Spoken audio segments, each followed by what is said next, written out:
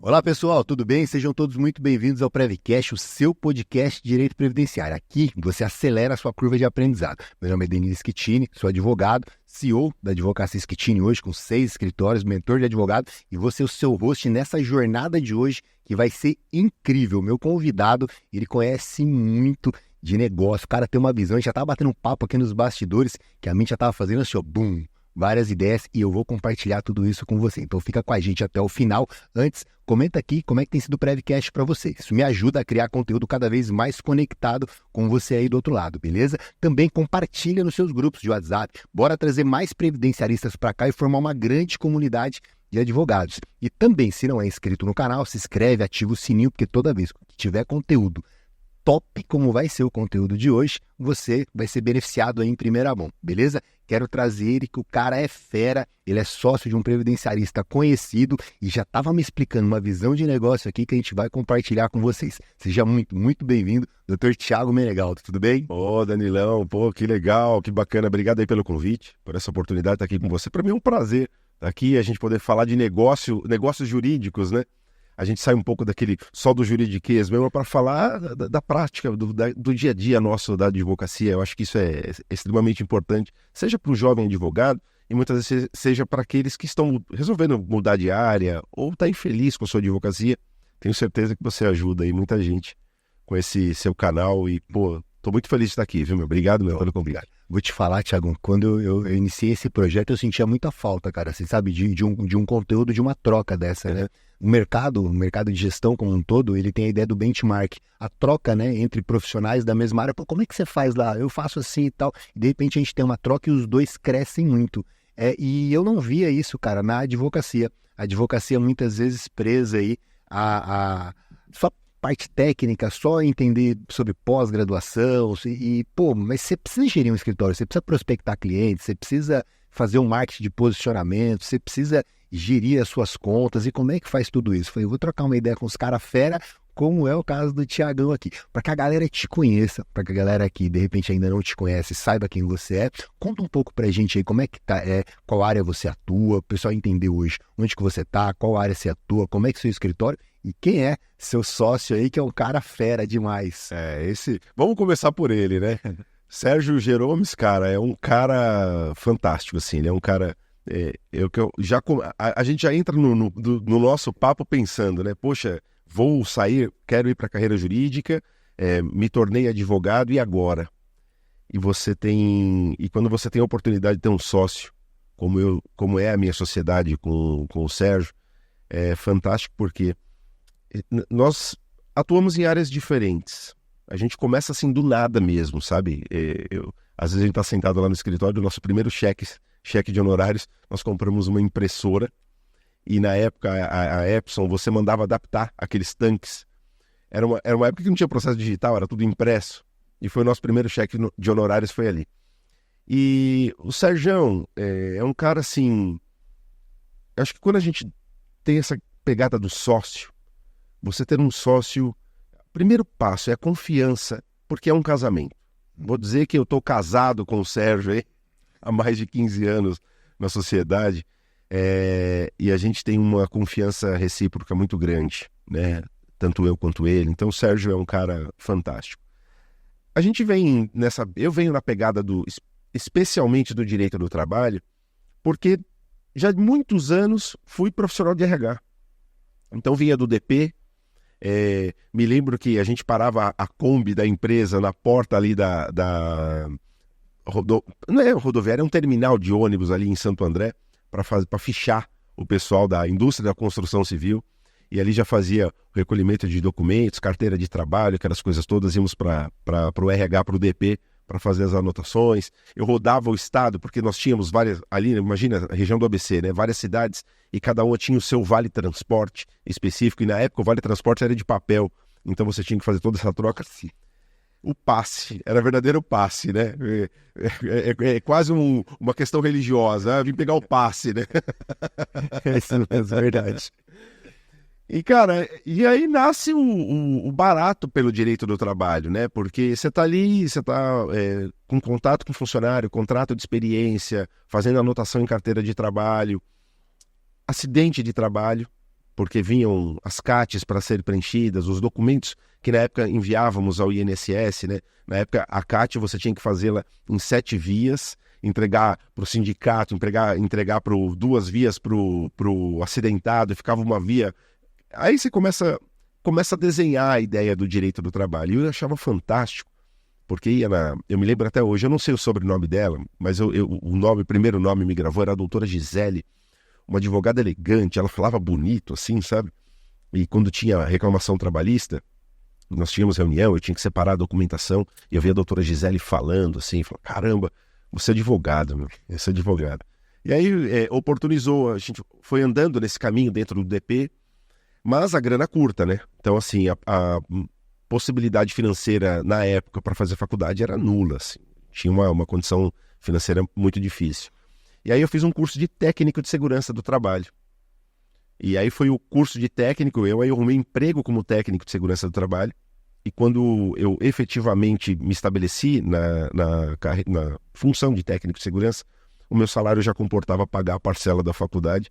E aí foi a faculdade inteira olhando para o direito do trabalho e também para o direito previdenciário de uma certa forma, porque nós tínhamos que agendar perícia quando tinha um acidente de trabalho, ou mesmo fosse um afastamento, que o empregado não fosse em decorrência do acidente de trabalho, mas ele tivesse qualquer afastamento, aquelas declarações de último dia trabalhado, agendamento de perícia e controlando, né? Porque à medida que ele está lá recebendo o benefício por incapacidade, você tinha que monitorar, porque você não retorna nos 30 dias da alta do benefício, súmula do TST dizendo, já pode aplicar aí uma rescisão por justa causa em razão desse tempo que não voltou a trabalhar. Então a gente fazia todo este monitoramento, né? Então vim da área de RH, falo para todo mundo, comecei a frequentar a audiência trabalhista com 18 anos de idade, porque eu ia como preposto, eu era um mentiroso.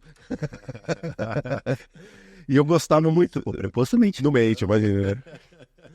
E aí eu começo a ter contato mais com o direito de trabalho e depois, nos últimos 7 anos de carteira anotada, eu trabalhei numa multinacional lá em São Bernardo do Campo, que era uma empresa dentro da Volkswagen, e aí ele se aprofundou mesmo, porque me pegou a época da academia, ou seja, da própria faculdade, né?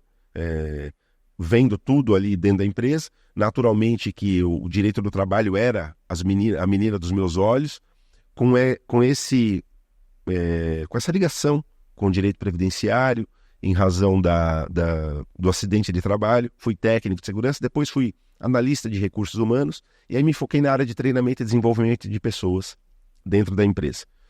Concorri à vaga de gerente de recursos humanos, e graças a Deus eu perdi. É o que eu falo quando a gente cai para cima. Porque, eu era folgado assim também, né? Com 28 anos de idade, eu cheguei no diretor da empresa e falei, o que precisa para ser gerente de RH? Já que eu não passei, você fala inglês? Falei, cara, não sei nem o verbo TOB. Não sei nem o verbo TOB. Não dá, não sei o quê. Aí eu me incomodei com aquilo, porque falei, até quando eu vou ficar, e já com a carteira de advogado, terminando a minha especialização de direito do trabalho, e eu falei, até quando eu vou ficar aqui atualizando planilha de Excel, montando treinamento e cuidando de desenvolvimento de pessoas? Não que isso não seja importante. Sim, era importante. Mas, eu já tinha a minha carteira de advogado. Eu já era advogado. E eu não tinha oportunidade ali. Aí eu falei, quer saber? Vou seguir para a carreira solo. E o interessante disso é porque a minha sociedade com o Sérgio, ela não começa no momento que a gente abre o escritório. Começa, cara, em 2003, quando a gente entrou na faculdade. Nós graduamos juntos, 5 anos de graduação. E no 4º ano, eu nessa onda do RH, falei assim, cara, eu não quero saber de advogar, porque se eu tivesse feito administração, no 4º ano eu já estava formado. Quer dizer, agora eu tenho o 5º ano, ainda tenho o exame da OAB. Aí eu falei, tô de saco cheio. E o Sérgio, cara, chegou para mim e falou assim, Thiago, vamos fazer o exame da OAB? Eu falei, cara, eu não quero. Eu vou fazer uma pós em gestão de pessoas, eu estava no RH e coisa e tal. Ele falou, Cara, mas você vai fazer a faculdade e não vai advogar? Eu falei, mas acho que não. Eu fiz a faculdade porque era uma vontade que eu tinha do direito, mas fala assim, para advogar agora vou ter que ficar pensando no exame da OAB, cara, isso daí é muito chato e não sei o quê. Ele falou, não. Vamos, a gente monta uma sociedade. Foi o Sérgio que me chamou para a sociedade. Aí eu pensei, falei, caramba, e nós somos, cara, é engraçado, porque nós temos estilos completamente diferentes. Assim, o Sérgio é um cara sério, não que. E eu já sou mais porra louca, né? E aí a gente falou assim, eu pensei, falei, cara, pô, legal. O Sérgio sempre foi um cara extremamente estudioso. O Sérgio ia bem em todas as matérias. Eu ia bem no direito previdenciário, no direito civil, processo civil, penal, mais ou menos. Os caras inventavam direito comercial, tinha direito. Era os direitos alienígenas lá, sei lá. Eu nem gostava, eu estudava para passar, né? E o direito do trabalho, que, pô, para mim era fantástico. E aí nós aprofundamos no último ano da faculdade, assim, muito estudo, fizemos o TCC juntos. Inclusive, o meu TCC foi falar de auxílio acidente, porque eu cometia um erro quando eu estava no RH, vinha lá o formulário da declaração do último dia trabalhado e concessão do benefício, e eu colocava auxílio acidente. E ficava pensando, e tinha lá auxílio doença, auxílio acidente. Puta, auxílio acidente porque é acidente de trabalho. Eu tinha uma associação equivocada disso. Eu falei, eu vou estudar. E aí, falei com a professora de Direito Previdenciário, a Ana, né, uma excelente professora. Ela falou, não, vamos fazer. E, engraçado, da área trabalhista, mas o meu TCC foi sobre auxílio acidente, o artigo 86 da Lei 8.213, que aí eu fui entender, de fato, o que era o auxílio acidente e qual é a diferença dele para o auxílio o antigo, né? O nome do benefício antigo, auxílio doença acidentário, auxílio doença previdenciário. Aí, para mim, ficou claro ali. No finalzinho da faculdade, eu falei, agora eu sei, agora eu vou preencher isso daí correto. E aí a gente montou o escritório nessa oportunidade. Mas, naturalmente, a gente começa do zero. E tanto eu quanto o Sérgio, nós não sucedemos escritório. O meu pai é torneiro ferramenteiro, minha mãe era do lar, o Sérgio, o pai dele não vem da carreira jurídica, a mãe também era do lar, então, quer dizer, a gente começou assim, e não tivemos nem a oportunidade, Danilo, de estagiar, cara. Nós não fizemos estágio. Eu acho isso legal, porque o estágio é importante. Eu vejo hoje pela estagiária que trabalha conosco lá, senta aí, explica, sabe, você tem um padrinho ali, né, ao longo do dia. E nós não, nós começamos assim na raça, dividíamos uma mesa menor que essa do nosso podcast, ele com um computador, uma menor assim, bem menor, né? Porque essa mesa é grande. e ele, o meu computador era o que eu comprei para fazer o TCC e o dele também, e sentava exatamente como nós estamos aqui, um de frente para o outro, e fazíamos as nossas petições usando os modelos que nós tínhamos feito lá no cursinho para o exame da OAB, né? E aí começam os primeiros clientes, as primeiras indicações. Mas nessa transição foi interessante porque quando eu concorri à vaga de RH e perdi, e resolvi seguir a carreira solo, porque aí nós já tínhamos feito o exame da OAB e coisa e tal, eu conversei na empresa e falei, olha, me mandei embora, eu não tenho condições de abrir mão de sacar o FGTS, a multa dos 40%, o aviso prévio, porque eu estou indo para uma carreira solo, já com 29 anos de idade, tinha uma estabilidade financeira interessante, porque eu trabalhava numa multinacional, era o RH de uma multinacional, 7 anos já na empresa, e você olhar e falar assim, cara, eu tenho que abrir mão de tudo isso para montar um escritório e começar do zero. Carteira zero. Você não tem cliente. Como é que você vai fazer isso? Você respira fundo. E aí, nesse ponto, foi interessante porque essa jogada de negociar com a empresa, mais um dinheirinho que eu já tinha guardado, eu tinha acabado de pagar minha pós-graduação e estava terminando umas parcelinhas de uma moto financiada que eu tinha. Eu falei, se tudo der errado, eu tenho 2 anos garantido de uma reserva para eu viver, né? E fala assim, naturalmente assim, extremamente limitado, mas de forma o básico garantia. Então eu fiz um pulmãozinho ali de 2 anos e falei, dá para tocar, não é possível que a gente não vai ganhar nada em 2 anos. E nesse ponto foi legal também porque eu comecei a dar aula. Já no finalzinho da faculdade, nem era advogado ainda, não tinha passado o exame da OAB, eu já estava dando aula para curso técnico de segurança do trabalho, técnico e enfermeiro do trabalho, enfermagem do trabalho, né, os auxiliares de enfermagem do trabalho, e para uma pós-graduação Olha, não era. Eu estava no final da minha graduação, eu estava dando uma aula para pós-graduação na área de saúde para quem fazia os enfermeiros do trabalho. E justamente para falar do quê? Do acidente de trabalho, que é o SESMIT, aquela coisa toda, né? A CAT, prazo para preenchimento da CAT, como é que se preenchia a CAT, aquelas coisas todas. Cara, o salário, a hora-aula, assim, era ridículo, né? Acho que praticamente eu pagava para trabalhar.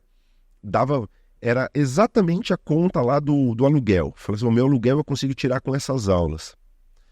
E, dando aula para curso técnico numa escola, onde só técnicos, não tinham outras pessoas, outros advogados. A vida foi andando, aí foi que passou o exame da OAB, e não tinha outros advogados. Então, eu era o único que dava aula no curso de técnico de segurança, dava aula de legislação trabalhista e legislação aplicada. E era o único ali que é professor advogado. E aí começam as primeiras captações desses alunos que trabalhavam em hospitais, trabalhavam numa empresa, coisa e tal. Então eu comecei a fazer a esposa de aluno, coisa e tal. Aí eu comecei a fazer as primeiras ações aí. E também, quando saí da empresa, distribuí o meu cartão para a produção toda, né? Falei, olha, eu estou saindo daqui, mas se um dia precisarem de advogados... E eu nem tinha a pretensão, Danilo, de litigar contra a empresa que eu trabalhava. Mas quando eu percebi que esses caras também não iam me passar nenhum outro trabalho depois que eu saí de lá, eu falei, agora é elas por elas, né? Então, já que eu não vou trabalhar para você, não tem impedimento para advogar contra essa empresa. Aí eu comecei a advogar contra a empresa que eu trabalhei lá nesse período, né, como RH. Os caras ficaram putos comigo na época. Eu me lembro que toda audiência eu chegava e os caras falavam assim, espeça-se ofício OAB. E eu fui conversar na OAB. Eu falei, olha, estou com uma situação que eu trabalhei na empresa, agora eu estou advogando contra eles e toda audiência percebo que eles... Mas eu estava com medo. Naquele momento que eu falei assim, cara, será que... Aí eu conversei com o pessoal da OAB e o pessoal falou assim, não, você advogou para eles. Eu falei, não, eu fui preposto. Não tem nenhuma procuração que eles outorgaram você para representá-los no OAB. Não, só fui preposto. Falou, nenhum impedimento, manda bala. Cara, até hoje, né? Essa história já tem 15 anos... Até hoje as pessoas saem de lá e me procuram como referência de advogado que acaba... E aí começa a indicação. Que arrependimento dos caras, hein? De não ter te colocado de diretor de RH. Eu não digo, é o que eu falo, né? Acho que são coisas, talvez, não era para ser mesmo. Quantas vezes, Danilo, a gente passa por determinadas coisas na vida que você fala assim, poxa... Não era. Era tudo que eu mais queria. Aquela vaga de gerente de RH, cara, ia dobrar o meu salário. Eu ia ter uma vida legal. Mas será que eu teria sobrevivido a todas as crises? Eu teria sempre o receio de ser mandado embora? E a autonomia que a advocacia nos dá, nesse aspecto, é muito grande. Porque a gente pode, por exemplo, nos programar para gravar um podcast e dizer assim, olha, essa tarde eu não vou ao escritório porque eu vou num podcast de um amigo e vou lá e a gente vai ter a oportunidade. Me proporcionou, por exemplo, eu poder dar aula, e aí eu começo a aula em Santo André, em escolas pequenas, e de repente uma escola maior, e de repente uma pós-graduação. E cara, eu já fui até pro Acre dar aula. Eu já dei aula em Rio Branco, no Acre, já dei aula em Porto Velho, já dei aula em Alagoas, Cuiabá, cara, você imagina, Brasília, Goiânia, Balneário Camboriú, rodei o Brasil inteiro dando aula. Se eu tivesse na instituição, eu não teria construído isso. E um ponto interessante, sempre me chamavam pelo nome, Tiago, eu não vou nem falar o nome dessa empresa, mas assim, é como se, vamos pegar aleatoriamente aí, o Tiago da cantina, o Tiago da pastelaria. O Tiago dessa empresa X, o Tiago da Volkswagen. Não, hoje as pessoas me conhecem como Tiago Menegaldo. O meu sobrenome não é o nome da empresa que eu trabalho, é o meu nome mesmo. Então, quem é o Menegaldo? Se você for a subseção de São Bernardo, estiver na comarca de São Bernardo, naturalmente que o pessoal da área trabalhista, mas você fala assim, o Menegaldo. O Menegaldo, e antes mesmo de me tornar diretor, tesoureiro da OAB, as pessoas me conhecem pelo meu nome e sobrenome. Essa é uma liberdade que a gente tem, fantástica. Primeiro das pessoas te conhecer pelo seu nome, por aquilo que você faz, né? A autonomia do escritório, porque a gente tem... Aí eu tive que aprender, cara, o que é precificar os meus honorários. Porque quando você tem salário, você pode dizer assim, eu tenho a segurança de um salário. Para o advogado empregado, ele não está preocupado com o alvará. Se saiu, se não saiu, se tem lá o mandado de levantamento eletrônico. Ele não está preocupado com isso, porque ele sabe que no dia tal vai ter o salário, ou seja, os honorários dele ali, pronto. E eu vim de uma vida que eu nunca precisei orçar nada, eu nunca precisei precificar o meu trabalho. Porque quem trabalha seletista é assim. Estou aqui na entrevista com você, aí falo assim, Danilo, quanto você vai me pagar? Thiago, eu vou te pagar 5 pau por mês. Beleza, 5 pau por mês. Dia 5, o quinto dia útil? O quinto dia útil cai os 5 pau lá por mês, né? Resguardado os seus descontos, enfim, um exemplo só.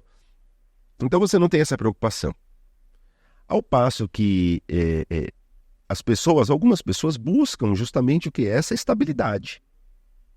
Mas o que eu acho que tem que ficar claro é que é possível a gente ter a estabilidade sendo autônomo, sendo dono do nosso próprio escritório, gerindo o nosso próprio escritório.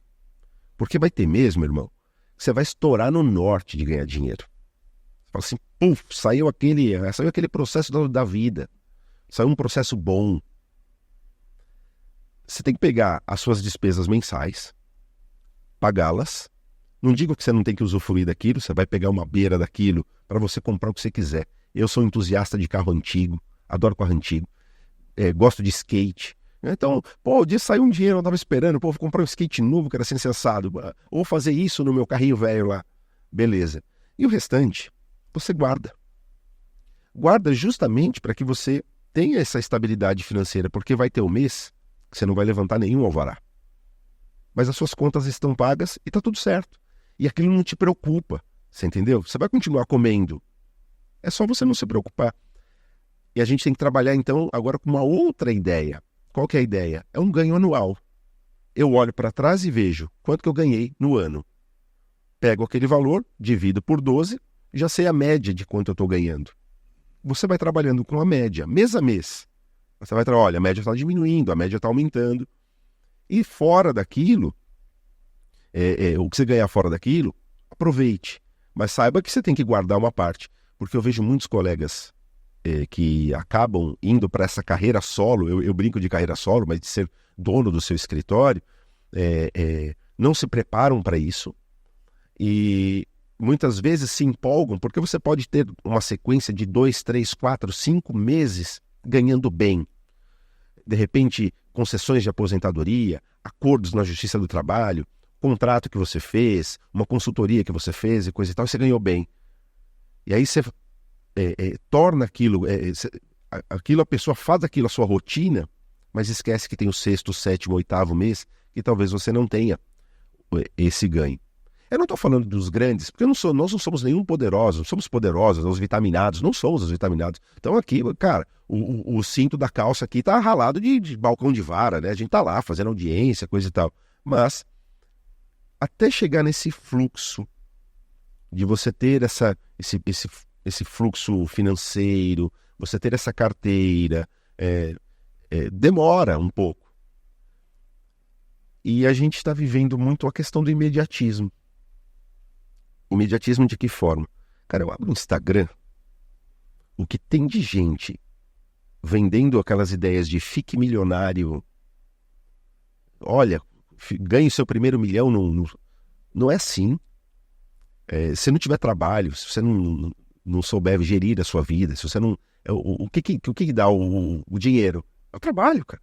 O trabalho não tem nada fácil. Se tiver muito fácil, a gente tem que desconfiar. Né? Então, fazer esse planejamento. Aí eu fui aprender, Danilo, esse lance da gestão financeira. Porque enquanto eu fui seletista, eu vivia quebrado, cara. Eu tinha empréstimo em banco. Às vezes o nome ia pro SPC. Às vezes eu tinha que fazer a roleta russa das contas para ver qual que eu vou pagar e qual que eu vou deixar de pagar.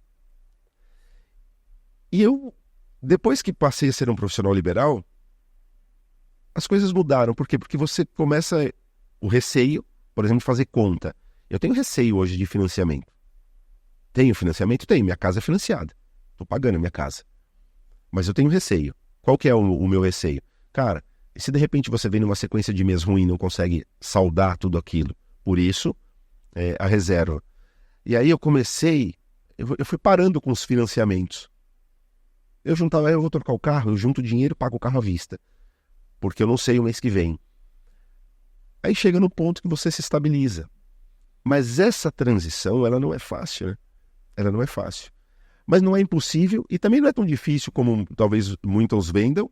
E não é tão fácil como a galera do Instagram fala, não, fique milionário, coisa e tal. Não. É trabalho, planejamento orçamentário. E acho que não à toa que me tornei tesoureiro, inclusive da UAB, porque assim, eu tenho que fazer planejamento orçamentário. Quando eu advogo para condomínio, planejamento orçamentário. A gente faz gestão de contratos de locação, planejamento orçamentário. Tudo é planejamento orçamentário. Fazendo planejamento, isso te propicia seguir a carreira solo, né? Para essa advocacia aí, né? Top demais. A gente já tem vários insights aqui para poder compartilhar com a galera. 2 sócios de áreas diferentes que se juntaram para tentar montar uma estrutura maior. Hoje vocês estão com quantos colaboradores lá? Eu, Sérgio, temos o Dr. Vitor e a nossa estagiária. Legal. Que é a Ana. Eu lembro que o Sérgio falou que era bem enxuto, embora vocês tenham um alcance absurdamente grande. Enxuto, mas com um alcance bem bacana. Volto a dizer, trabalhamos bastante. Não podemos dizer que não. Mas também um ponto interessante, né? Quando eu falo trabalhar bastante, você tem um volume, você dá vazão, mas você imagina, eu tenho que conciliar uma agenda de escritório com atendimento de cliente, tesoureiro da OAB, de uma das... a São Bernardo do Campo hoje está entre as 10 maiores subseções do estado de São Paulo. São aproximadamente 7.500 advogados só inscritos na nossa subseção. Eu tenho as minhas aulas, eu tenho a minha família, e eu tenho o meu esporte, eu tenho meus carros velhos. Então, você tem que conciliar tudo. O que eu percebo, as pessoas estão glamorizando muito essa questão do trabalhar. A gente trabalha muito, mas aquelas longas jornadas, eu vejo o pessoal postando na internet, saindo do escritório 11 horas da noite, chegando no escritório às 4 da manhã. Cara, não é para isso. A vida não tem que ser assim. Eu acho que você tem que ganhar o suficiente para que você tenha uma vida legal, que você tenha uma vida confortável. Não confortável de se sair gastando, não é isso, mas você tem que ponderar essas coisas, né? Então, você imagina você ter uma agenda como essa. E essa sacada da sociedade, primeiro, quando você encontra um sócio, um cara, tem que ser uma pessoa ponta firme. É um casamento. Então, você não pode... É confiança de casamento mesmo. Eu lembro que, desde o começo, quando nós não tínhamos a PJ constituída, eu tinha uma conta conjunta com o Sérgio. Depois dos passados primeiros anos da advocacia lá no nosso escritório, a gente foi abrir constituir a sociedade, coisa e tal. E um ponto interessante é porque áreas distintas. Porque isso amplia o leque do escritório. Porque se os dois estão na área trabalhista, os dois estão pescando dentro do mesmo aquário. Agora, eu vou me associar com um advogado, e eu não sei se o Sérgio comentou aqui, mas o Sérgio começou no direito de família. Ele fez a primeira especialização do Sérgio, foi direito de família, e eu na área trabalhista. Depois o Sérgio falou, não, o negócio é previdenciário. O cara é um guru em número, né? O cara pega número, planilha de Excel, aquela coisa que a gente ficava às vezes discutindo lá, o cara é muito bom em número. Não é à toa que tem algumas obras aí publicadas de cálculos previdenciários. E foi até o que me instigou também, porque hoje eu dou aula de cálculo trabalhista. Então, ficou um negócio interessante. Mas o que também deu muito certo, porque por ser áreas correlatas, às vezes ele está atendendo um cliente na sala dele, aí ele me liga, Tiago, dá um pulinho aqui. Aí eu chego lá, olha, o caso é esse, isso aqui. Eu falei, não, tem o trabalhista também. Porque às vezes um benefício, por exemplo, por incapacidade, ele advém de uma doença ocupacional, de um acidente de trabalho. Então o cara entra no escritório porque está lá tentando o restabelecimento do benefício, e quando você vai ver a origem da incapacidade, é trabalhista, é uma doença ocupacional. Já vira uma ação trabalhista, indenizatória, dano moral, dano material, responsabilidade civil em decorrência do acidente ou da doença ocupacional. E vice-versa, porque às vezes o cara sofre um acidente de trabalho, vem para mim. E aí, peraí, mas vai ficar uma redução de capacidade laborativa aí, isso foi acidente, temos um negócio bom para você. Sérgio, dá um pulinho aqui na sala. cara sofreu um acidente de trabalho, tem redução de capacidade laborativa, o que dá para a gente fazer aí com relação a benefício? Então veja que deu super certo isso. Áreas distintas, apesar de serem correlatas, é importante mencionar que tem gente que fala, não, o prévio com trabalho... Cara, o prévio com trabalho é questão de incapacidade e a questão do custeio, talvez aí para efeito de folha de pagamento, cálculo de verba, mas e isso? Vai falar de revisão da vida toda, que agora acabou, né? Ainda tá na vela. Mas em tese acabou. Não sei. Aí o que eu falo que é o lance de você se aprofundar na sua área, né? Porque não que a gente, no começo da carreira, a gente até faz algumas outras coisas que a gente não tá, mas chega um ponto que não dá para você, por exemplo, cara, um 57 para mim cabe às empresas, artigo 157 da CLT, tá lá. Você vai falar um 57 pro cara do direito penal? Opa, o 57 atirou pau na minha área, parceiro, é insalubridade, eu não tenho outra coisa, né? Eu não sei fazer outra coisa. Se eu entrar numa delegacia, eu não sei nem quem é um delegado, né? Então, assim, a gente se especializa numa questão isso dá uma certa credibilidade para nós, porque quando você... Depois de 15 anos, eu aprendo todos os dias, Danilo. Todo dia. Eu sou aluno até hoje. Eu dou aula, mas eu sou aluno. Eu coordeno um grupo de estudos de direito do trabalho há mais de 14 anos. E eu toda segunda-feira estou lá estudando.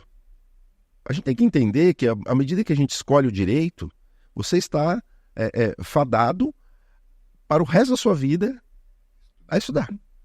Você tem que estudar, se atualizar. Porque às vezes eu vejo aqueles gurus, os caras, OAB, a gente compara muito o número de OAB, né? Quando você vai litigar, assim, você pega, vou fazer uma contestação, vem a inicial, eu olho a OAB do cara. Ou então, você fez a inicial, veio a contestação, você olha a OAB para saber. E às vezes, cara, isso não quer dizer nada. Isso não quer dizer nada. Porque não adianta você partir para a advocacia e não se atualizar. Pensa na área previdenciária. A todo momento, as transformações a todo momento. Pensa na área trabalhista, transformações a todo momento. Hoje nós estamos falando de prova digital, geolocalização, coisas que há poucos anos a gente nem sonhava. Então tudo vai se transformando e a gente precisa, de fato, se atualizar com isso, porque senão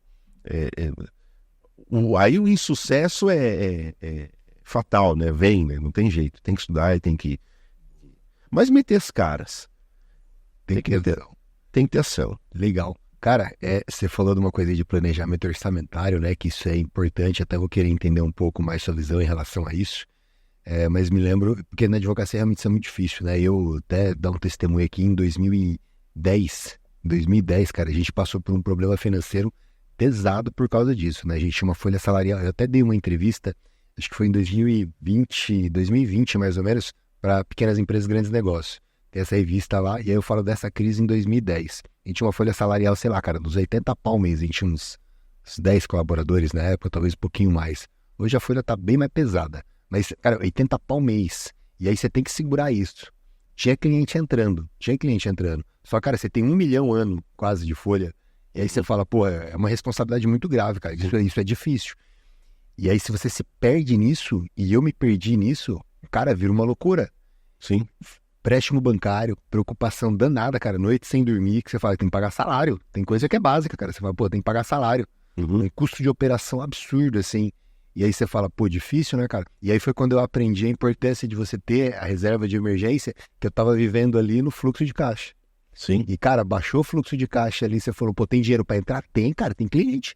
Tem alvará pra acontecer, tem dinheiro pra entrar, mas você não tem a reservinha de emergência ali, falar pra você, Thiagão, cara, eu fiquei traumatizado, cara, depois de 2010, eu lembro que eu falei pra minha mãe, cara, nunca mais a gente vai passar por isso, cara, nunca mais, porque, eu fiquei mal, cara, pesado, e aí eu queria entender com você, como que é a sua visão, porque essa advocacia de êxito, é difícil você ter a previsibilidade de receita, né, você consegue ter muito claro os seus custos, né? De alguma forma você consegue entender bem os seus custos, mas a receita é mais complexa. Como que faz numa advocacia de êxito esse planejamento financeiro orçamentário?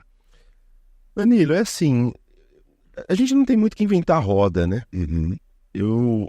Você tem que ter uma noção do seu custo, das suas despesas, porque a gente também tem que pensar o seguinte, não é só aquilo que vai ganhar, é aquilo que você vai deixar de gastar, né? Hoje em dia, você não ganha os caras, vamos falar eu advogo para vários segmentos, né? Inclusive o pessoal que faz comércio de carro, compra de carro usado, revenda de carros, né? Hoje você não ganha na venda, você ganha na compra. Quanto menor custo, então você achata o menor custo por causa disso. Então, o primeiro passo é saber onde tá saindo, vazando o dinheiro aí, né? Dessas coisas.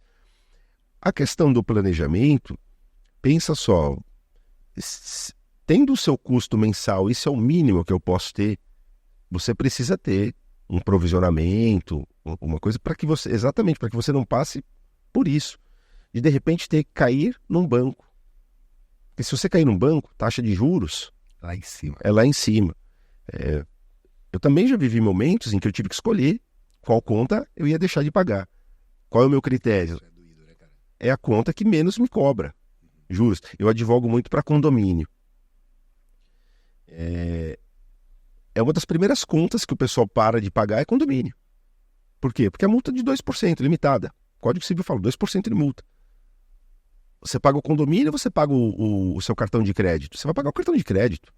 Por quê? Porque o cartão de crédito, a taxa de juros é muito maior. Então, gerir crise, aí nesse aspecto é terrível, porque aí você vai escolhendo. Nada melhor do que ter a sua reserva, mas uma reserva, cara, que seja intocável. É como se o dinheiro não existisse. Sagrado. Ali não existe. Porque aquela de tira 1.000, esse mês tiro 2.000, tiro 10.000, tiro 20.000, quando você vai ver, você tirou tudo e não repôs. Ou então você vai se vender, porque agora também vem uma gama de empresas criticada por algumas decisões do TST e coisa e tal, de compra de crédito, por exemplo, né? Então, o pessoal às vezes faz essa compra de antecipa os recebíveis. É como antecipação do imposto de renda. Só que aquilo, tu come um dinheiro danado. Então, se você tem a grana, essa visão desses custos e o pulmão para sobreviver a isso, não deve se desesperar, né? A gente também tem que saber que às vezes tem que dar um passo para trás para algumas coisas. Porque, o que você gasta muito? Você gasta muito, às vezes é um gasto pessoal. Você tem que dar 3 passinhos para trás e falar assim, saber voltar atrás. Tem gente que não consegue. Você atinge um determinado, às vezes, patamar. Você atinge um determinado estilo de vida e você tem que estar preparado para dar 2 passos para trás. É o que eu falo, a advocacia é isso. Tem mês, meu irmão, você ganhou um dinheiro que você compra um carro zero. Você compra uma casa. Eu falei para você, o nosso primeiro cheque de honorários, nós compramos uma impressora. Mas nós tivemos honorários que compramos a nossa sala à vista. Aqui está pago, não tem financiamento.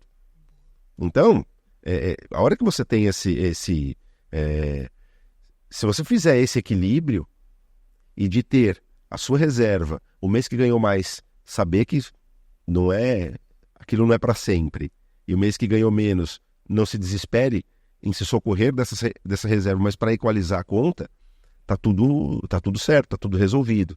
Mas é colocar na ponta do lápis. É simples. É colocar no papel.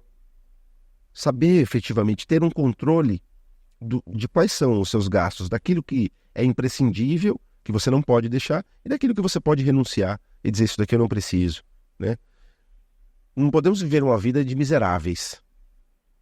Eu vou deixar de jantar num bom restaurante, eu vou deixar de usar minha... Não, você tem que ter isso também, porque senão você não tem o prazer de trabalhar. São os prazeres da vida. O prazer de uma viagem, se dê de presente essas coisas. Porque tem gente que fala assim, eu trabalhei tanto, eu mereço. Você merece desde que você tenha dinheiro na conta. Se você gastou já, você não merece.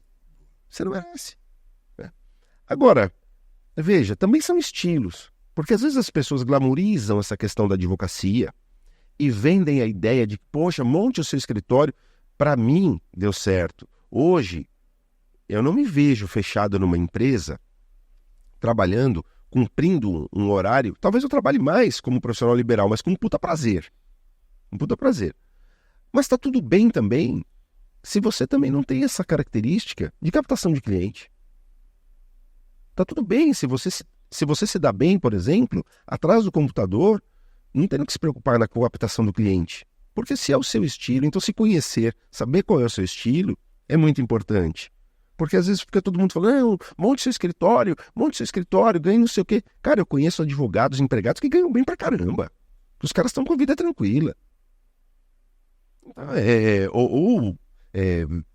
Estão na carreira pública, ou procuradores de município, enfim. E não tem o seu escritório, não tem essa preocupação da gestão. Tem estabilidade. Há quem diga assim, esses dias eu vi no Instagram, eu não sei o nome, mas também mesmo que soubesse também não ia falar, o cara fica ofendido, né? Ah, mas eu não advogo para reclamante, eu advogo para reclamada, que não sei o quê. Eu faço questão de falar que não advoga. Cara, eu advogo para todo mundo, parceiro. Se é reclamante, é reclamada, eu estudei direito do trabalho, eu estudei aquilo, eu sei a matéria, eu vou para cima, né? Então, porque às vezes o jovem advogado fala, eu vou advogar para reclamada porque tem estabilidade financeira. De fato, você tem um contrato mensal lá, você tem estabilidade financeira. Mas, parceiro, não que tipo de... O quanto você... Não estou criticando, porque eu faço os dois. Se você ter a estabilidade, você tem 2, 3, 5, 10 clientes fixos de empresa, é legal? Mas não existe uma regra dizendo, só vou fazer isso. Não, você vai fazer tudo. O reclamante dá dinheiro.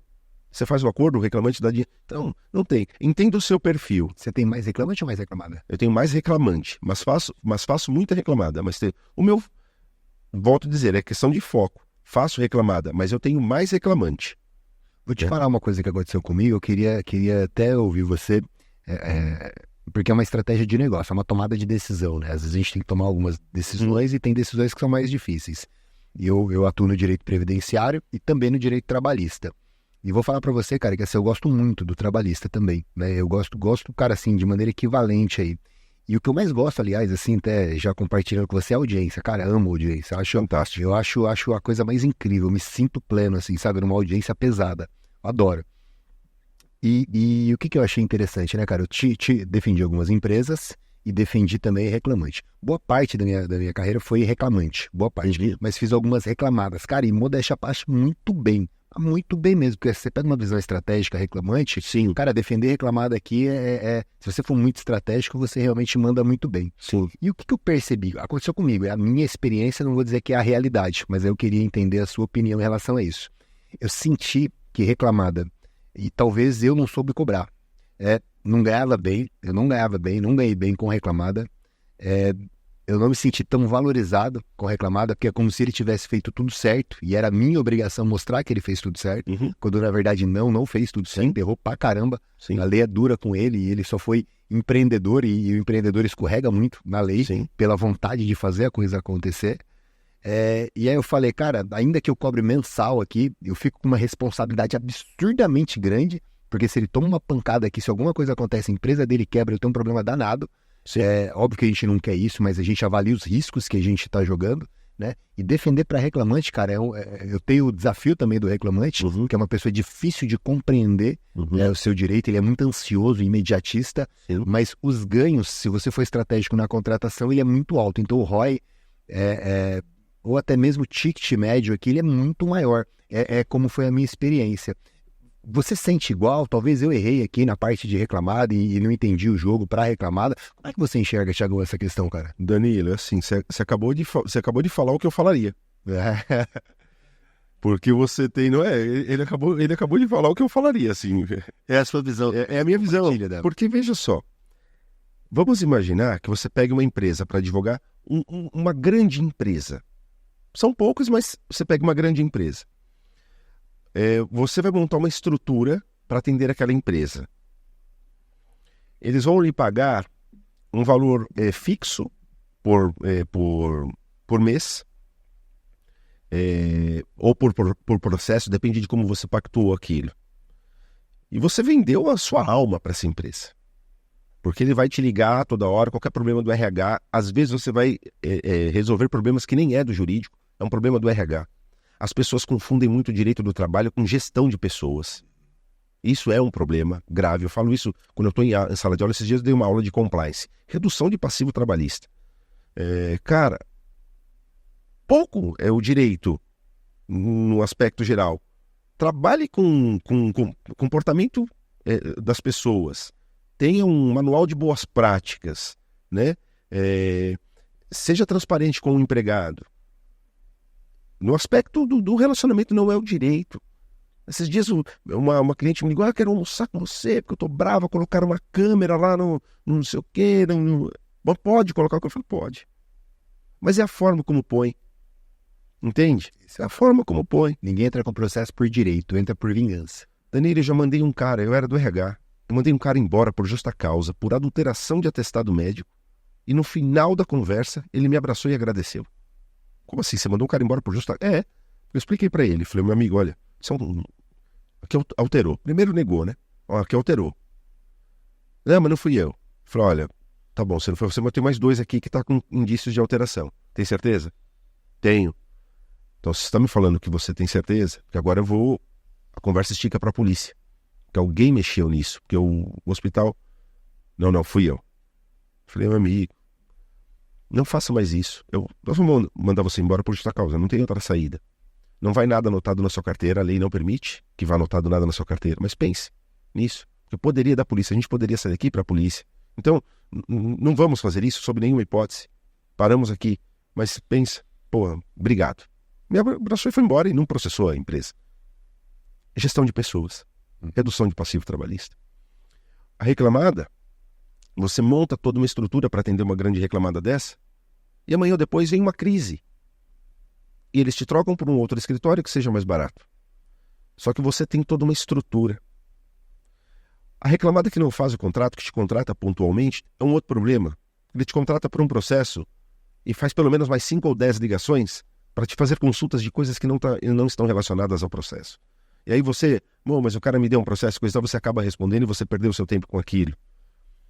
É o que eu falo, assim, ou você ganhou o processo. Às vezes você cobra um valor fixo para fazer uma contestação. E aí eu começo a achar o troço injusto. E eu tenho que fazer um comparativo. Porque se eu cobro 30% E não vou dizer para você quem são todos os clientes reclamantes, que eu vou pelo êxito. Porque se o cara chega no meu escritório e fala assim, a empresa que eu trabalho não estava depositando fundo de garantia, não me pagou nada, eu preciso processá-la. Beleza, legal. Só que você não está pagando você agora, a possibilidade de eu ganhar e não levar é grande. Então eu vou atuar, mas desde que a gente estabeleça um valor mínimo aqui, porque eu vou gastar tempo com inicial, audiência, manifestação à defesa, aquelas coisas todas. Então, a empresa me mandou embora, não me pagou porque está quebrada. Então eu te cobro. Mas eu não tenho dinheiro. Eu falei, você tem fundo de garantia? Tem. Então nós vamos sacar o fundo de garantia, alvará, você vai me pagar, quero parcela do seu seguro-desemprego, alguma coisa você vai pagar. Por quê? Porque senão eu trabalhei de graça. Eu não vou neste risco com um cliente. Não vou. E aí, olhando para essas questões, quando eu falo de reclamada, eu uma vez cobrei tão mal. O ano era 2011, e eu com o Sérgio. Para o cara lá, eu tenho uma ação trabalhista. Fechei a minha empresa e tenho uma ação trabalhista. E na época, cara, 2011, cobrei 5 pau para fazer a defesa. E eu falei assim, não, foi um valor razoável. Beleza, e fiz a defesa do cara. Houve uma condenação. Confissão do dono da empresa em mesa de audiência. Houve uma condenação e o juiz me arregaçou na audiência. Isso ficou por um outro podcast. O que eu quero chegar no final dessa história é o seguinte. Uma condenação com execução provisória rodando, na época, 187 mil reais mais ou menos, foi a condenação. E aí, eu fiz um RO. 12 laudas. Estudei o detalhe do processo. Encontrei pontos que o advogado da parte contrária não se atentou muito. E, veja só, o juiz falando na audiência. para mim, doutor, ele era um juiz nordestino com um sotaque bem carregado, doutor, apenas um desembargador em surto psicótico muda minha decisão. E se ele tiver um surto psicótico, doutor, os revisores não vão deixar. E deu o vínculo com uma tonelada de coisa. E eu fiz o meu recurso, o meu dever de ofício, e aquilo foi para o tribunal e por votação unânime afastou o vínculo de emprego e caiu todas as verbas. Então uma execução provisória que o cara foi dormir devendo 187 mil, ele acorda no dia seguinte devendo 0. E os 5 pau que eu cobrei? Te tira de uma bronca de 187 mil para 0 e você me pagou 5 pau. Aperta nas costas e fala, obrigado, você fez mais sua obrigação. Não fez mais que obrigação. Você ganhou porque eu te mandei os documentos. Se não tivesse os documentos, a estratégia Não era mesmo. não sabe. Você não provou nada, era só o que era. Isso eu fico puto, velho. O que hoje eu faço? Eu cobro um valor. Eu olho o risco do processo. Porque não é uma contestação, é o risco do processo. E vou dizer ainda o seguinte, eu cobro X valor e um percentual daquilo que eu consegui reduzir, considerando o valor da causa atualizado na época que houver a liquidação, que houver a satisfação da execução. Porque eu atrelo os meus honorários também, porque isso me motiva. Para ele é bom também. Então isso me motiva. Então eu atrelo os meus honorários ao êxito, ao proveito econômico. E aí o que é o proveito econômico para quem está advogando para reclamada? É aquilo que deixa de pagar. Então se ele deixou, pode ter, naturalmente que você sopesa tudo isso, porque alguns advogados dão umas viajadas, alguns reclamantes os caras dão umas viajadas que colocam lá valores estratosféricos. 400 e pouco. Uma vez eu fiz uma contestação de 485 mil por um vínculo de emprego de 1 ano e pouco. Aí você vai cobrar 10% daquilo que você conseguir reduzir? Não dá, né, meu? Então a conta fica fora. Mas você tem que pensar como se fosse um reclamante mesmo. É um percentual daquilo que você deixou de pagar proveito econômico, que o cliente errou. O cliente errou, e se ele errou, você tá... Às vezes ele erra e você conserta o erro dele no processo. Com estratégias processuais, regra de ônus de prova, você entendeu? Não deixar uma confissão, ouvir estrategicamente uma testemunha ou não ouvir estrategicamente uma testemunha. Então você consegue, numa questão processual, arredondar o negócio e o cara tem um êxito fantástico. Só que eu quero também um pedaço desse êxito à medida em que eu faço o meu contrato e digo, olha, você deixou de pagar, então agora uma parte é minha. Eu já fiz recentemente, há 2 semanas, o cara pagou mais de honorários para mim do que o acordo que eu fiz com o reclamante. Pagou os honorários meus ficaram mais caros do que o valor do processo. Mas o valor do processo era muito alto. Mas aí você... Erros técnicos, né? No processo, e você baixa e você fala assim, e o cara pagou feliz. O cara pagou feliz. Era um processo pequeno, mas o cara pagou feliz. Então, quer dizer, aí você fala, pô, mas você ganhou mais do que o próprio reclamante? É isso aí. Ganhei mais que o próprio reclamante. Top. Tem que saber cobrar. Você tem que saber. E a dificuldade nossa é essa. Então, nesse ponto, quando a sociedade com o Sérgio nasce, o Sérgio não era seletista. O Sérgio ele era modelador, e então ele orçava os trabalhos dele. Eu nunca orcei nada, irmão. Eu chegava lá e falava, contrato de trabalho, o que você, numa entrevista, o que você faz? Eu quero saber o que eu vou fazer, o quanto que eu vou ganhar, que dia que é o pagamento, quais são os meus benefícios. Não, eu não precisava ficar negociando todo mês com o meu chefe, quanto que vai ser o meu salário esse mês. Não, eu já sabia. E o pior, aí você faz provisionamento com o valor certo. E qual é a sua garantia? Seletista. Se me mandarem embora, eu tenho o FGTS, multa dos 40% aviso prévio. Mas traduz isso para quem é o profissional liberal. Você tem que fazer o seu fundo de garantia. Uma eventual indenização para isso. Você tem que ter. Então, mas entender também o seu estilo, né, Danilo? Entender que cada um tem o seu estilo. Tem aquele advogado, você falou agora, você adora audiência, eu também adoro audiência. Tem gente que não quer, mas se eu falar de audiência, se arrepia. Se arrepia, não quer nem saber. Mas o cara, de repente, é ferrado naquilo que ele faz, na escrita. O cara sabe redigir uma peça, fantástico. O cara é bom na hora de articular um recurso de revista, um recurso especial. O cara é bom tecnicamente. ele não gosta de fazer audiência. Então nós, muitas vezes, como gestores, nós temos que colocar as pessoas certas nos lugares certos. Porque às vezes você está colocando um puta cara que faz um puta de um recurso para fazer audiência e ele não gosta de fazer audiência, ele não sabe, ele não domina fazer audiência, mas você está impondo a ele lá que ele faça aquilo, sendo que ele poderia estar produzindo para você muito mais, fazendo recurso, e você deixando um cara bom só de audiência, porque tem gente que fala assim, é bom de audiência, mas não tem a escrita tão boa, enfim. Naturalmente que a gente tem que ser tudo, mas a gente não é tudo, a gente não vai conseguir ser tudo, né? E fazer essa gestão assim é um desafio para todos. E eu falo que esse desafio vem para mim, seja como diretor de OAB, seja como dono do meu escritório, marido de uma empresária. A minha esposa é empresária, minha esposa ela é veterinária, tem 2 clínicas e a gente tem que gerir a clínica. Cara, isso, a todo momento você está fazendo gestão, né? Planejamento, é fantástico. Top demais, top demais. Tiagão, cara, a gente vai chegando já na etapa final aqui, como passa rápido no nosso programa. Mas, porra, conteúdo top demais. Top. Eu vou pedir, antes da gente concluir aqui, pra você mentorar um amigo meu, cara. Pra você mentorar um amigo meu aqui, dar umas dicas bacanas. Na verdade, dá 1, 2 dicas aqui pra ele, pra gente acelerar a curva de aprendizado dele. Pra que ele tá começando na carreira, ele era técnico de segurança do trabalho, e aí ele sai ali do técnico de segurança do trabalho, se junta com um amigo da faculdade e fala, cara, vamos começar um escritório. Eles começam do zero. Esse amigo, ele tinha 2 anos ali de reserva, de emergência.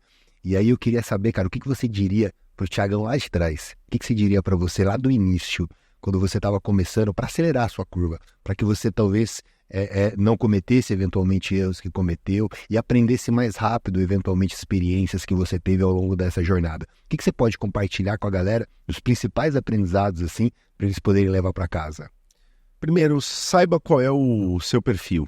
Se você vai ser um advogado empreendedor, se você quer ter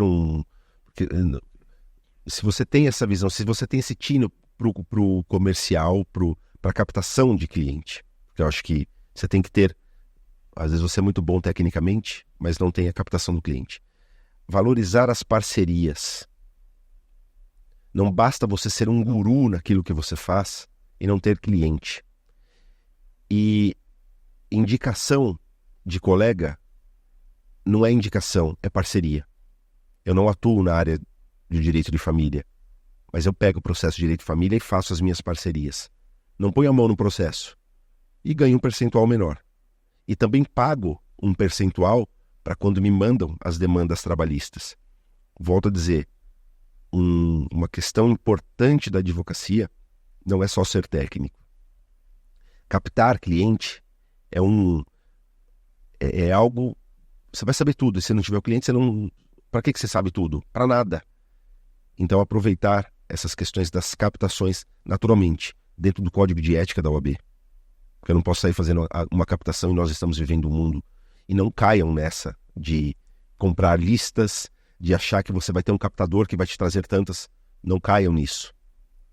Façam as suas parcerias, estabeleçam isso, entenda. E quando um colega te indicar, e disser, não, é indicação, não. Aqui é parceria. Seja fiel também ao colega nesse aspecto. Se te indicaram, eu te indico para uma demanda. Fala, não, Danilo, não. Se você me indicou, tá aqui, é parceria sua. Porque à medida você vai conseguindo a sua imagem, cuidar da sua imagem é muito importante, né? Ser uma pessoa que tenha créditos. À medida que você tem crédito, que você é reconhecido, que você tem crédito, naturalmente as pessoas vão te procurar. E o público, no geral, eles não sabem, muitas vezes, qual é a sua área. Diz assim, você é advogado, você resolve qualquer coisa. Não. Mas na verdade sim. Porque à medida em que eu me associo com o meu sócio, que é previdenciarista, eu falo, mas eu queria ver a questão de aposentadoria. Bem para o escritório. Mas olha, estou divorciando. Eu tenho o cara X que vai fazer o seu divórcio. Eu tenho o cara Y que vai cuidar da sua questão tributária. Eu tenho o cara XPTO, que é um cara só de empresarial com foco. Eu tenho um cara... Então, ter essa rede de parceiros para que você não perca nenhum cliente. Você vai atender tudo. Você vai atender tudo. Mas dentro dos especialistas, porque há uma responsabilidade muito grande nossa enquanto advogado, à medida em que alguém nos confia a patrocinar a sua causa, lhe outorga uma procuração, dizendo, lhe outorga poderes para falar em nome, através de uma procuração, falar em nome dele. Então, eu não vou arriscar isso, porque às vezes conduzir um processo sem que você conheça é como dirigir um carro com vidro da frente pintado de preto. Você não sabe qual é o caminho, você não sabe por onde está indo. Eu não tenho isso no direito do trabalho, mas eu tenho isso no direito penal. Se eu tiver que fazer um reze, eu só tenho que fazer um reze. Eu me ajoelho e rezo. Eu não sei o que fazer, mas eu tenho uma pessoa que sabe conduzir e é minha parceira. E vamos cobrar juntos isso, para que todo mundo ganhe dentro da advocacia. E isso, a hora que se torna uma rede, cara, ninguém te para. Ninguém te para. Você está recebendo dinheiro de vários processos, de várias parcerias que você fez, com caras bons que você tem confiança de indicar, e o seu cliente continua te indicando, porque, puta, olha, eu fui lá no Thiago, ele me apresentou um advogado lá, parceiro dele, pode falar com ele que ele vai saber. Eu não sei nada das outras áreas, mas eu sei quem sabe, né? Claro. Então você não precisa ter uma casa com piscina, mas você precisa conhecer alguém que tem uma casa com piscina. Né, cara? Acho que isso é fantástico. E se for partir para a sua sociedade, procure sócios que atuem, né, em outras áreas. A menos que você tenha uma demanda muito grande, só no previdenciário, por exemplo, aí eu preciso de sócios no previdenciário.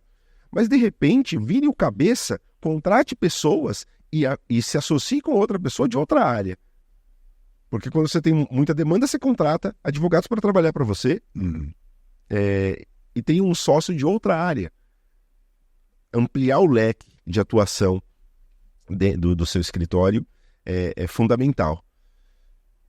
Talvez nas grandes regiões a gente não tenha tanto esse problema. Nós podemos nos dar ao luxo de focar numa área. Mas quando você sai um pouco das grandes cidades, esses dias eu fui fazer uma audiência em Caraguá, passei na UAB de Caraguá e conversei com um colega lá nosso. O cara faz tudo.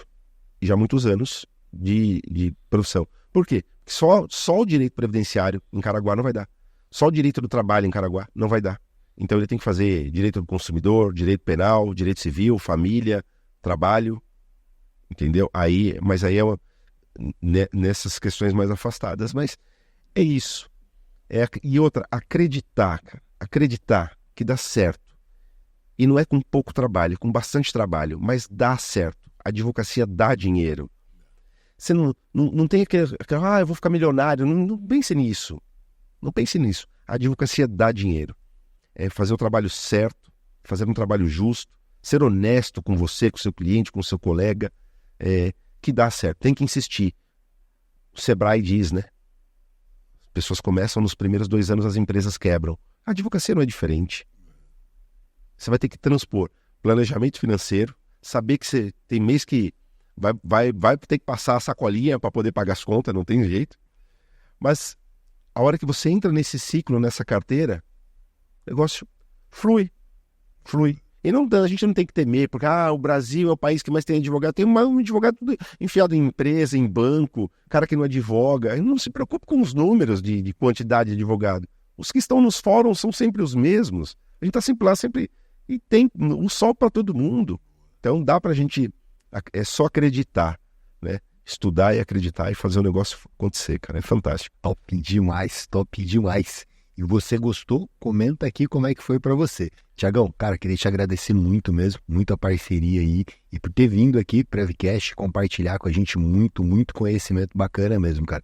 Sua experiência torna esse episódio realmente um episódio muito interessante, muito valoroso para quem tá em casa, cara. Então quero te agradecer muito a presença aqui, fica à vontade aí para fazer suas considerações pro público, mas cara, obrigado mesmo. Ô, Danilão, eu vou falar para você, eu ganhei o dia hoje, vindo aqui, a gente poder trocar essa ideia, né? Tive a honra de conhecer a doutora Valéria, né? Tivemos um bate-papo, incrível, um bate-papo ali no camarim, eu tomei um café e trocamos algumas coisas da vida. Você vê, é o aprendizado o tempo todo. Parabéns pelo trabalho, por trazer esse tipo de conteúdo. Eu falo isso porque sou diretor de OAB, e eu também tenho muito essa preocupação com o jovem advogado, Eu falo jovem em todos os sentidos, e até aqueles que são jovens há mais tempo, porque às vezes estão com dificuldades na área, às vezes querem mudar de área, e eu vejo muitos colegas que depois de 10, 20, 15 anos de profissão, eles mudam de área, e não tem, mas eles precisam estar numa constante evolução. A advocacia, muitas vezes, ela é muito solitária, e esse trabalho que você faz de podcast, trazendo esse tipo de assunto, porque nos bastidores, antes das câmeras estarem ligadas, o nosso papo aqui, para quem está nos ouvindo, foi: não estamos aqui para ficar falando tecnicamente da lei, não, mas às vezes eu preciso de um norte, eu preciso de um rumo. E a gente sabe que a faculdade não nos traz isso. O indivíduo faz o direito, ele presta concurso para delegado, passa, ele vai para a Cadepol. Ele presta concurso, ele passa por um concurso da magistratura, ele vai para a EJUDE. Ele presta o concurso da OAB, ele vai para o escritório dele. Ele não tem formação. Ele é um acadêmico de direito. E esse conteúdo que a gente produz, que a gente difunde isso de forma gratuita, na internet, às vezes é tudo aquilo que a pessoa precisa ouvir naquele momento. Uma certa vez eu li uma reportagem do UOL, porque eu periguei, eu fiquei muito próximo de sair da sociedade e voltar para a instituição privada. E eu li uma matéria que foi fundamental, uma matéria pública. E já não me lembro mais, mas ela dizia o seguinte: você mudou de área, saiu de lá, não olhe para trás, olhe para frente. Porque se você ficar olhando para trás, você fica vivendo aquilo, achando que aquilo poderia... Olhe para frente. Saber que, às vezes, quando eu tomei a decisão de vir para isso, para a carreira solo, ganhando infinitamente menos, o ganhar menos era investimento. Era um investimento. Eu tenho que passar por esse ganhar menos para depois eu dar um salto. Se eu estaria ganhando mais ou não na instituição privada do que hoje, Danilão, eu não sei.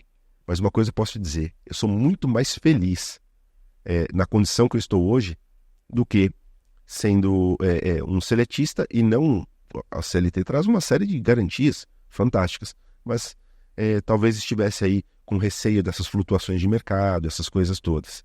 Mas quer ser um seletista, também não tem problema, porque se você é um empregado bem qualificado, hoje o nosso mercado ele trabalha muito... A nossa mão de obra é muito desqualificada. Quando você se destaca, não te falta emprego. Então, se você é um bom advogado, você vai arrumar emprego em qualquer banca de advocacia para ganhar bons salários também. Né? Não podemos precisamos parar de glamorizar ser dono de escritório, que a gente sabe que não é fácil. E tudo tem um lado bom e tem um lado ruim, exceto o vinil do Phil Collins, que os dois lados são bons. Top demais, top demais. E você, o que você achou do episódio? Comenta aí, compartilha nos seus grupos de WhatsApp. Tiagão, cara, obrigado mesmo. Cara, episódio incrível aí. E você de casa que esteve com a gente também, muito, muito obrigado. Xandão, top, mano. Obrigado, cara. Mais um. Valeu, galera.